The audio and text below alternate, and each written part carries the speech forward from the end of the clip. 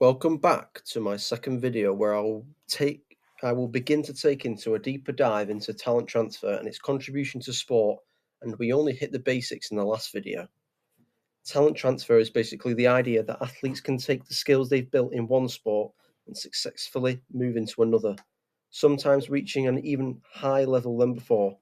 It's becoming an important approach in high performance sport because organisations are always looking for ways to widen their talent pools and stay competitive.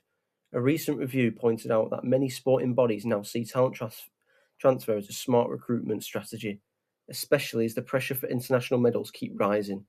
In the UK, for example, structured talent transfer programs have been running since 2007, attracting over 7,000 applicants, showing how open some systems are to bringing athletes from completely different backgrounds. The reason this approach works is because athletes bring over so many transferable qualities. Things like game awareness, movement patterns, discipline, and the ability to perform under pressure don't disappear just because you switch sports. The athlete skills model even suggests that when athletes build a broad base of movement experiences, they're more adaptable later on, which makes transitions smoother. Wormhoudt et al. 2017. And the research also shows that psychological strengths like resilience, problem solving, and staying composed plays a massive role in making these transitions successful. Collins et al. 2014 and Van Harten et al. 2021b. When you look at real athletes, it becomes even clearer. Take Peter Cech, for example. Everyone knows him as one of football's greatest goalkeepers in the Premier League, but later in his career he moved into a professional ice hockey as a goaltender, and honestly it made sense. His lightning quick reactions, his ability to read the game, and his calmness under pressure carried straight over. The demands of both roles lined up really well, and you could actually see how his football expertise helped him adapt quickly. Then you've got someone like Vasyl Lomachenko. He didn't just grow up boxing. He did Ukrainian folk dance, wrestling, and taekwondo before stepping into the ring. All of that early variety shaped the footwork, rhythm, and coordination he's famous for.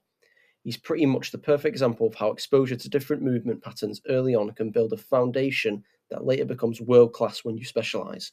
His transition to elite boxing fits so well with what the research says about diverse early experiences being a huge advantage, again supported by Collins et al. 2014 and Van Harten et al. 2021b. And then, of course, there's Brock Lesnar. He's almost the poster boy for extreme talent transfer. He dominated NCAA wrestling, he then tried American football, then jumped into MMA and became UFC heavyweight champion. His physical attributes, his combat instincts, and his ability to control opponents all transferred incredibly well. Even though the sports he moved from were very different, the underlying qualities, strength, explosiveness, and competitiveness were the same building blocks that allowed him to succeed at the highest levels. When you put all this together, it's clear why talent transfer is becoming such a key part of modern sport. It gives athletes a fresh opportunity when one path closes, and at the same time, it helps sporting organisations make the most out of the talent that already exists. The stories of Cech, Lomachenko, and Brock Lesnar show that when certain abilities line up with the demands of a new sport, athletes don't just adapt, they thrive. And with high performance systems continuing to invest heavily in talent identification and development, talent transfer is only going to become more common and more important moving forward. Thank you for watching this video.